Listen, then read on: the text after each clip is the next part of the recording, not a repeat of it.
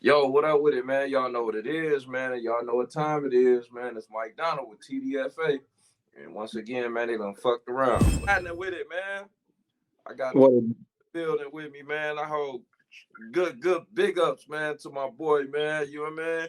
It's been years, man, since we synced each other, man. But it's always good to, chop it up, man, with an old friend, man. So what's happening? What's happening with it, bro? That was your slight introduction, man. They already know who you is, bro. So we got man up in the building, dog. So what it do, Mike? Yeah. And it's been a long time, man. You already know, man. Since the Stumping Grounds in Morley, playing for Pops and Pooh. Yeah, man. It's been a minute. They don't know nothing about that. They don't know nothing about that, Mike. I don't know nothing about it, man. We got the point. You feel me? This old teammate, man. Where I already know he move, how he gonna move, and how he coming. You feel me? Hey, you know. So that's good, man. That's good shit, bro. So even with that being said, man, so how life been treating you, bro? Man, life's been decent, man. You gotta take it one day at a time and learn from yesterday, get everything together for tomorrow, today. But like I said, I can't complain. And if I did, who gonna listen? Man. But everything been decent, man. Just raising my daughters and just out in the community trying to get some things going and just trying to be a typical citizen, man. Man, so let's get to it though. It's hard trying to be a typical citizen though, ain't it? You know what I mean? Hey, for real, trying to do the right shit and all the right shit, man. It's hard, man, because there's a lot of loopholes, man. It's more harder to actually do the right shit. That's why a lot of people, you see why a lot of people, it's easy to do some bullshit. You know what I mean? Yeah, most definitely. So that's big ups to you. So let's go back, man, a little bit, man. I always like to ride back and tell everybody, like, who was the person, who were you before the Breakfast Man or who they see right now, man? So let's go all the way back, man. How was your come up?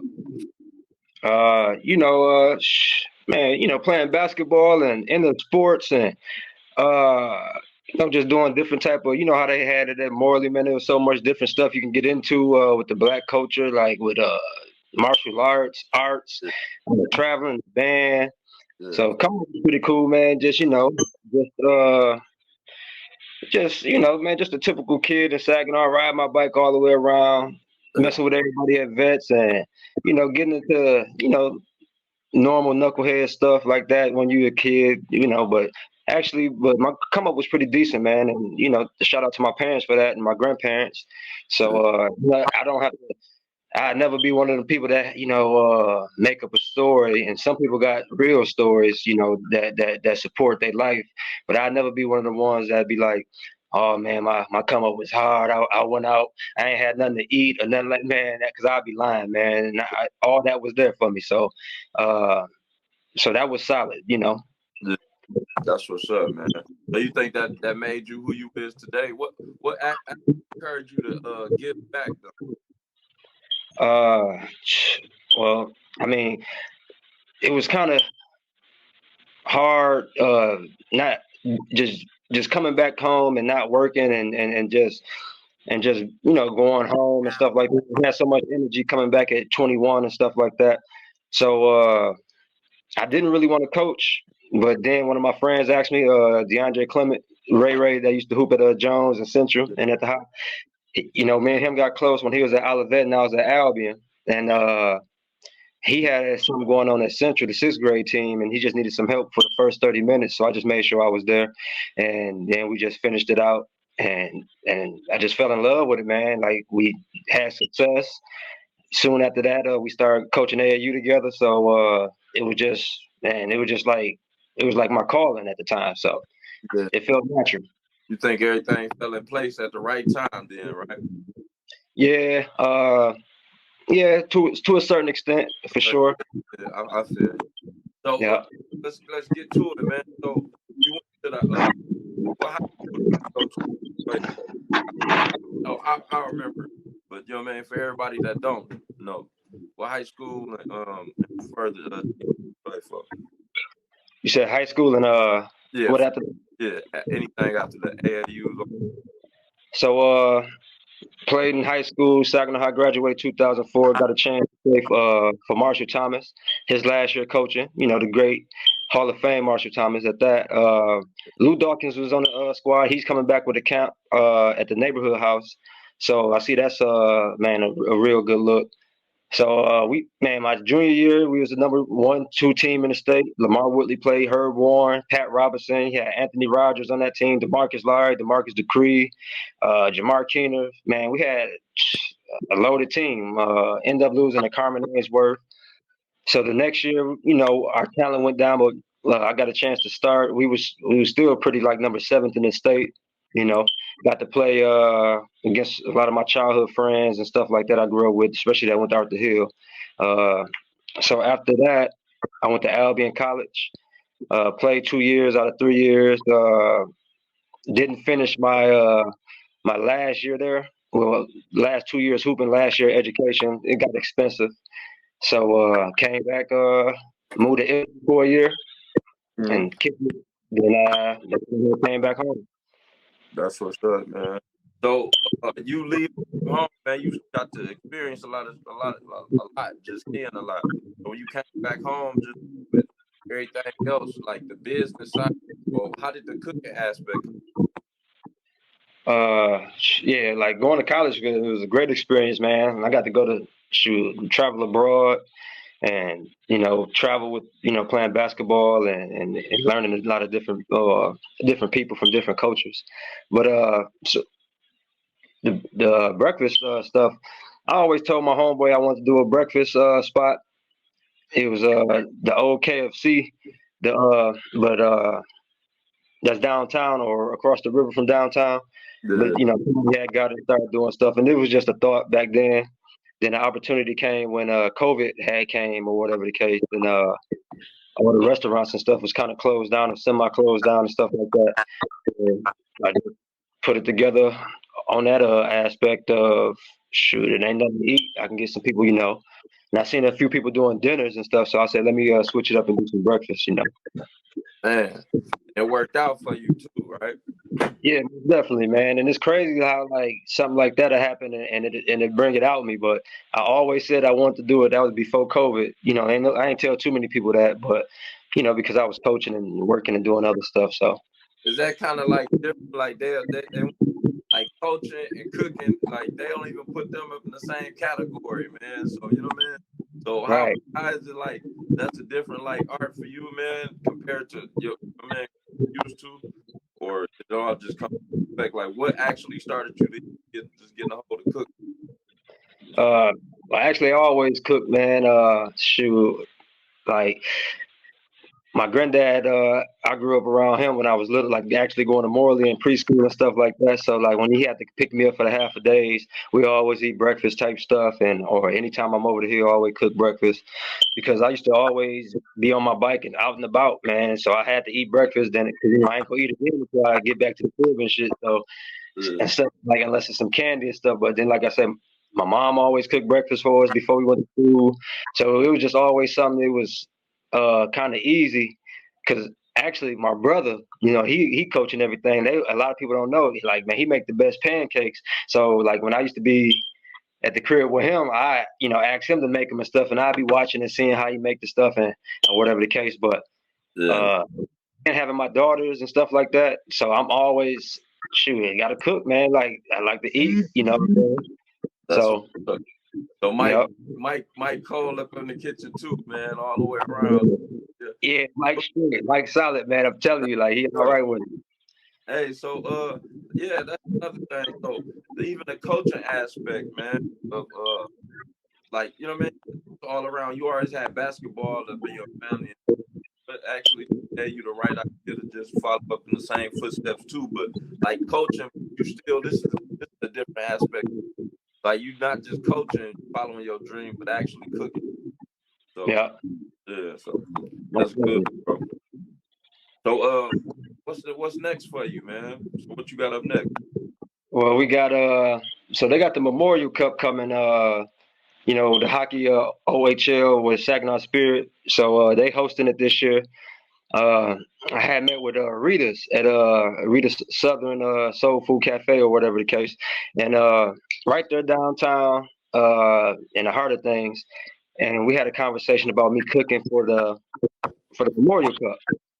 So I was like, cool, while working stuff like that. But like, I always want the spot. A lot of people ask me to get like a food truck, but I would rather have a spot just because, that's 'cause I don't have to promote as much and as often because you got to tell everybody where Where you at, where you you gonna be, be? when you got to do it. Instead, if I got a spot, I list these days and hours, and I'm gonna be there. Yeah. So, but she asked me about the Memorial Cup, and I was down for it. And but I had asked her, well, instead of me just starting for the Memorial Cup, I don't know how busy we'll be and stuff like that. I was like, I always want to cook at a spot. I was like, well, can I start a few weeks early and start getting my to go and my brand going down here? Because she wanted somebody to come down there and start utilizing her kitchen more often anyway. So I was Yeah. like, that was right on time. So I was like, she granted me that permission. And shoot, I've been getting ready for these last few weeks. And next Thursday we open up 6 a.m. 6 a.m. to 1 p.m. on Thursday and Friday. We cater into the third shifters because I work third shift, a lot. So I know how it is getting off early in the morning. Ain't nothing open except Denny's. So you can come on down as soon as you get off around 6. You get off at 6:30. We'll be there to 1. Then we'll be, to anybody else that's waking up as well. Then Saturday we'll be 8 a.m. to 2 p.m. There y'all go. So y'all got it. I'm running the times down right there too for y'all. If y'all can do it. So y'all got the times, man. So let's kick it in and get into our deep gang behind you, man. So that's another thing we gonna get into before we wrap this up, man. So what you think about? Well, actually, let me get into this fight tonight, man. So who you got for the fight? Man, I haven't been following back. Somebody just said something about it today. Garcia. Garcia or something like that. Yeah, yep. Garcia. Okay.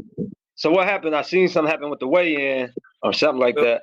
Like 3 pounds over, man. But he was also drinking at the weigh-in too, though. So you know, man. Okay. Like he tripping. Hey, buddy, talking crazy. They talking about nappy heads. And it turned into a circus, bro. Like I ain't never no boxing aspect like this. Like even when Mike Tyson going crazy, he didn't go to this aspect like Right. crazy. Man. But Garcia tripping, man. But I don't know, man. I think it's like Garcia is still a fighter, though. Like you can't take that away from him. He's a good fighter, man. Okay. He might hit for one of those good ones, man, and surprise somebody, man. Only take 6 ounces of pressure, man. But outside of that, man, what you think about basketball, man? Let's get into your sport. Oh man, it's man, like it's so exciting watching the NBA to me, man. I ain't gonna hold you up. College changing a little bit. I'm trying to see what that's gonna evolve to with like you remember we was talking about the NIL and that type of stuff and the older players playing. But shoot, NBA man, look, dog, I be waking up like a little goddamn kid on Christmas when I figure out when Wemby done played. Yeah. Like if he played, man, I'm going to look at the highlights. You know what I'm saying? Or I can look at his highlights. So, man, like to see a player like that in the league, man, and all these other different type of players, man, European or whatever the case is, man, it's solid. It's real solid, man. I just like NBA. Like it's my, I like it's my entertainment. It's since we've been little kids. That's what we've always been on. And that's what I was finna say. I was finna get to, man. Let's talk about fundamentals, man, in the NBA and in the league right now, man. That's what, like how LeBron was talking about a little bit. I kind of understood him, man, but he caught a lot of slack for that. He was talking about like, man, it ain't really no fundamentals in the NBA no more. What do you think about that? Like they're not playing off just like skill set no more. Like if the coach come in and he got to play, and he's like, hey, man, let's run this. Like, we used to run. We learned the triangle up. Yeah. I mean, like yeah.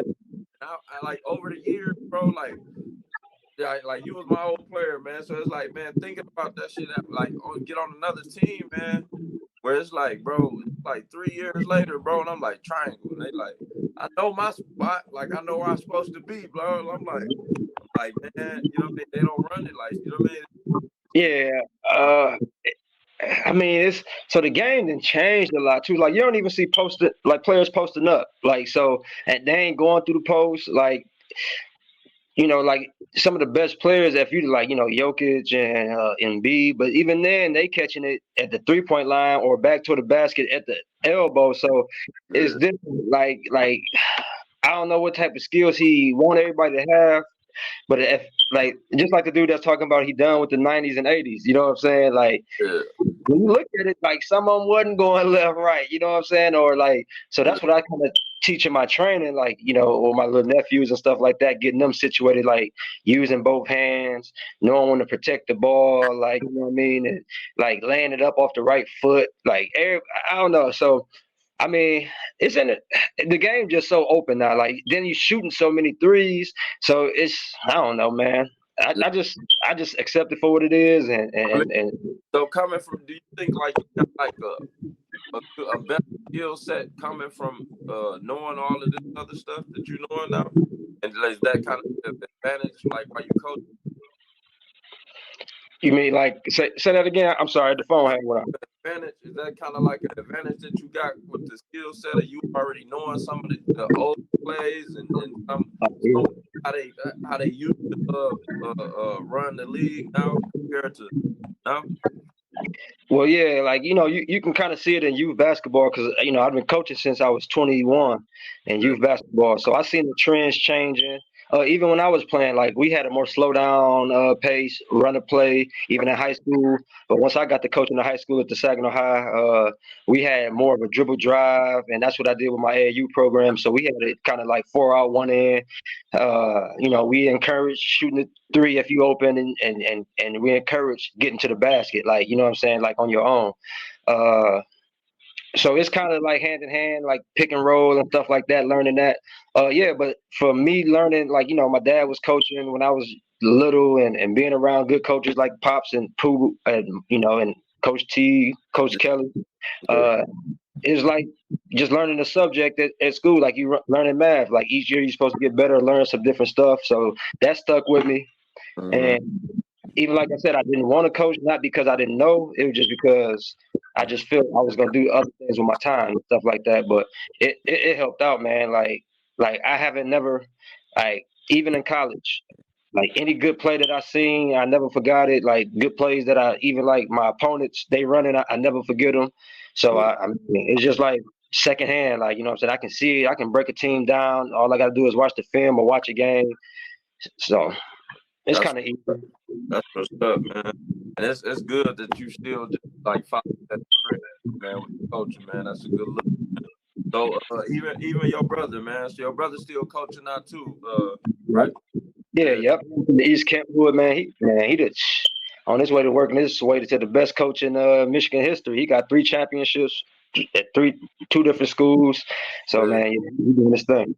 Yeah, man, that's what's up, man. I've been following him for a minute after you started coaching, man. Like his first team, that's good, bro. That's good. That's Yeah. real good, bro. So outside of that, man, with the coaching, man, you was cold, man.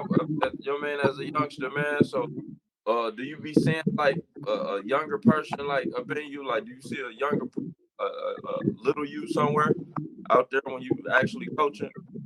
Uh, like as a basketball player, like somebody that can. Yeah. I have seen some flashes. Actually, back in a little while ago, like especially early on when I was coaching, because it was kind of similar to my playing style personally.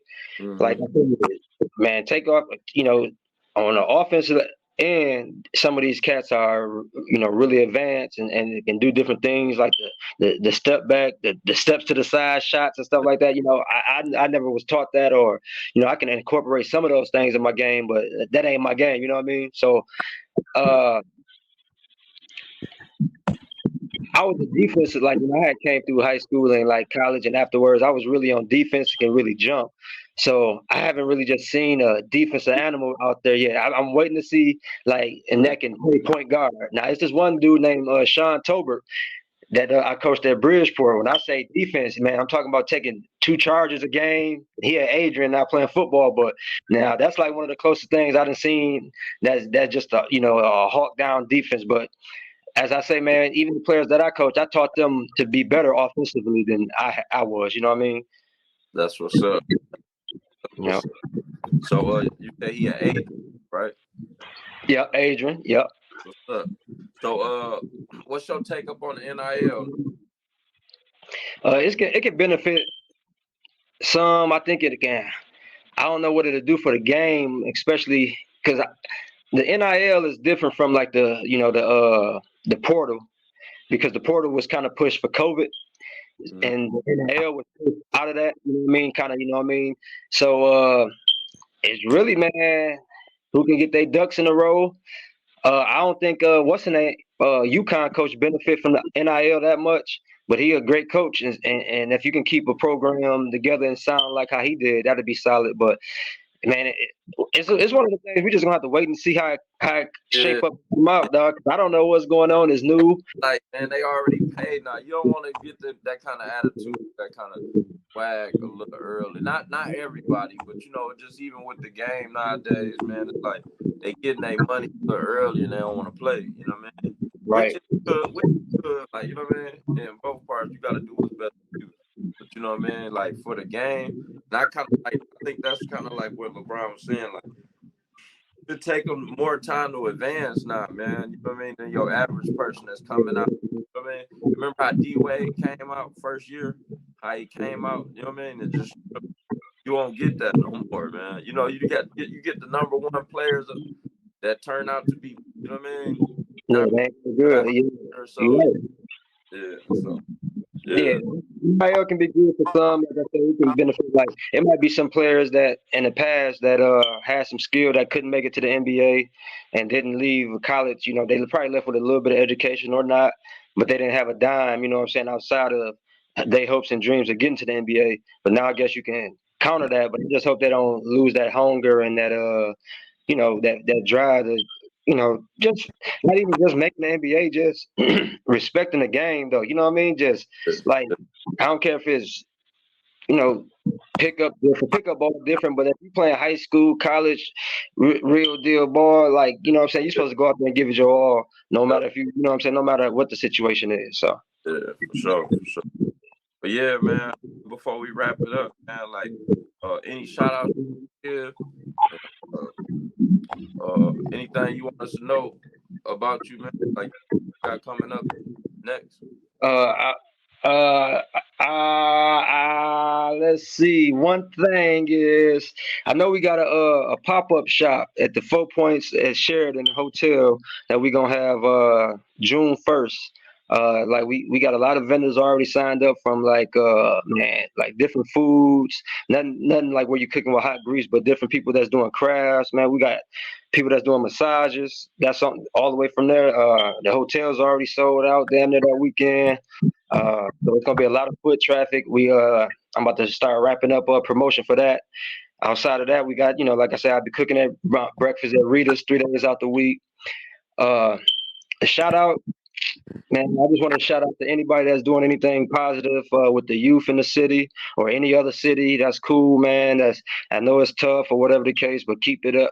Keep it up, man, and because it's gonna benefit somebody. It may not seem like it's benefiting you, but those kids, man, they really need that aspect of life.